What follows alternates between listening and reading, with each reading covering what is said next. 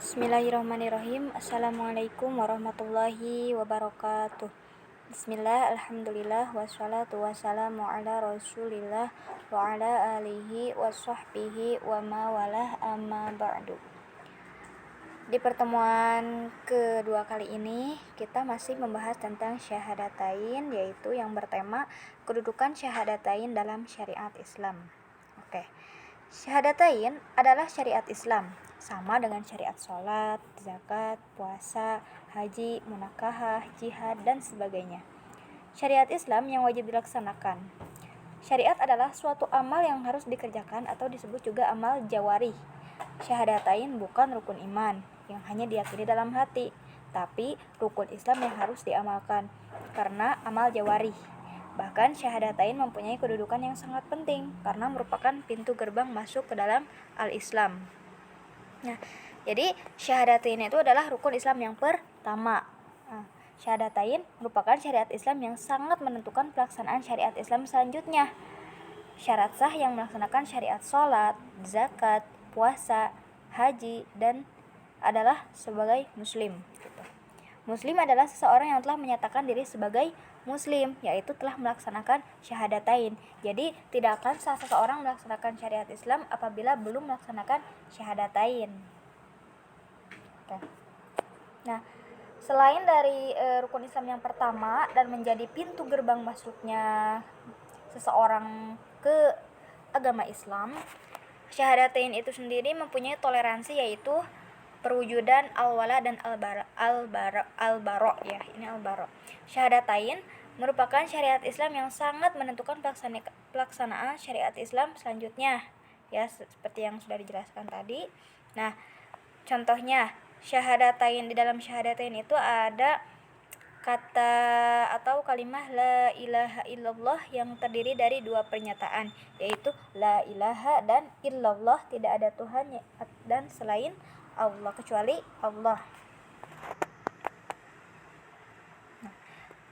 Penolakan dan pencabutan loyalitas terhadap tagut inilah kemudian disebut al-baro. Jadi al-baro itu adalah berasal dari kata baro'a yang artinya kebebasan atau bebas ya. Jadi yang namanya al-baro itu adalah penolakan atau pencabutan loyalitas terhadap tagut. Jadi ketika seseorang sudah masuk ke dunia Islam, sudah menyatakan syahadatain, dia harus melepaskan segala bentuk ketagutan dalam dirinya. Ya, tagut itu bisa jadi kayak menyembah berhala, kalau pada di zaman Rasul ya, menyembah tuhan-tuhan selain Allah gitu.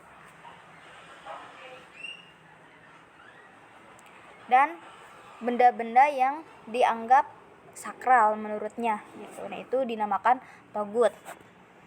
Nah, kemudian ada kalimat illallah yang artinya kecuali Allah, yaitu sikap menerima hanya Allah sebagai sesembahan, sekaligus juga penerimaan ikatan dan loyalitas kepada din atau agama Allah gitu.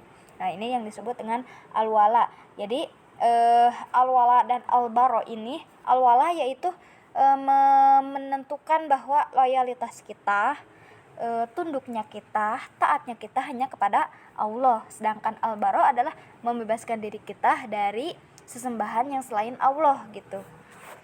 Jadi di dalam Islam itu kalau misalkan emang kita udah syahadat nih, ya udah gitu, hanya Allah menjadi Tuhan kita.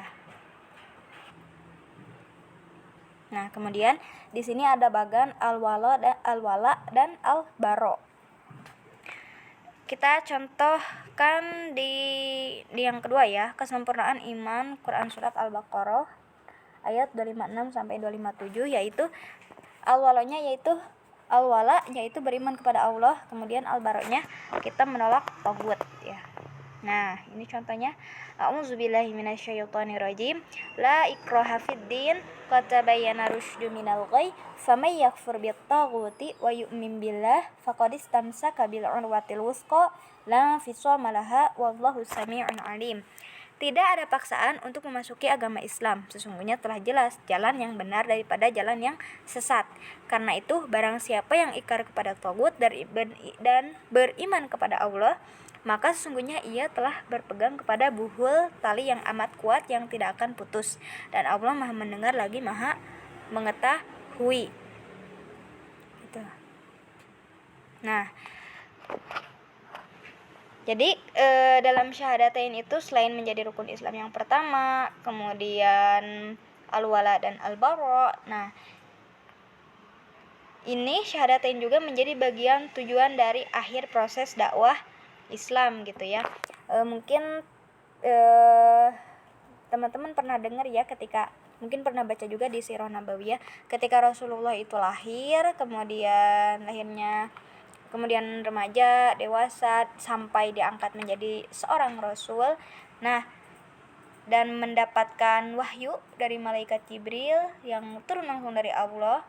Nah, hal yang pertama Rasulullah lakukan untuk menata masyarakat adalah dengan berdakwah gitu. Berdakwah untuk mengajak masyarakat Mekah itu masuk ke dalam Islam gitu. Nah, syahadatain juga menjadi akar pohon Islam ya. Sebatang pohon intinya terdiri dari akar, batang, dan buah. Dari ketiga unsur tersebut, akar adalah hal yang urgent, sehingga suatu biji apabila mau tumbuh, maka akarlah yang paling dahulu tumbuh atau keluar gitu ya. Setelah akar menempel di suatu media, maka batang perlahan-lahan tumbuh. Tanpa akar, suatu pohon tidak akan tumbuh. Apabila akar rusak atau terputus, maka matilah pohon tersebut. Iya, betul ya, karena tidak ada pohon tanpa akar gitu ya. Setiap pohon pasti mempunyai akar, dan akar itulah yang menjadi penopang dalam pertumbuhan pohon tersebut, tumbuhan tersebut gitu ya. Begitupun dengan Islam gitu ya. Tanpa syahadat itu menjadi akar ya, akarnya Islam. Tanpa syahadat bahwa seseorang itu tidak akan tertanam keimanannya, tidak akan muncul ketaatan dalam dirinya gitu ya. Kemudian syahadat itu menjadi pondasi bangunan Islam. Selain menjadi akar, dia juga menjadi pondasi bangunan Islam. Pondasi sama akar itu sama aja kan, sama-sama menopang, sama-sama menjadi hal yang utama dalam suatu kalau pondasi kan biasanya di bangunan ya. Bangunan itu akan kokoh ketika dia itu mempunyai pondasi yang kuat. Begitupun dengan keislaman seseorang. Ketika pondasinya kuat, ketika syahadatnya itu dia kokoh, imannya kokoh, ketaatannya kokoh, maka keislamannya pun akan sempurna gitu. Nah, Rasulullah SAW mengibaratkan Islam sebagai suatu bangunan, seperti yang diungkapkan dalam salah satu sabdanya, dibangun Islam atas 5 dan seterusnya gitu ya. Bunyal Islamu ala khamsin. Apabila Islam dibangun, berarti Islam merupakan suatu bangunan. Maka tegaknya Islam perlu memiliki beberapa persyaratan tertentu layaknya suatu bangunan agar dapat berdiri dengan kokoh ya, yaitu pondasi tadi. Oke, mungkin itu saja yang dapat saya sampaikan. Kurang lebihnya mohon dimaafkan. Wassalamualaikum warahmatullahi wabarakatuh.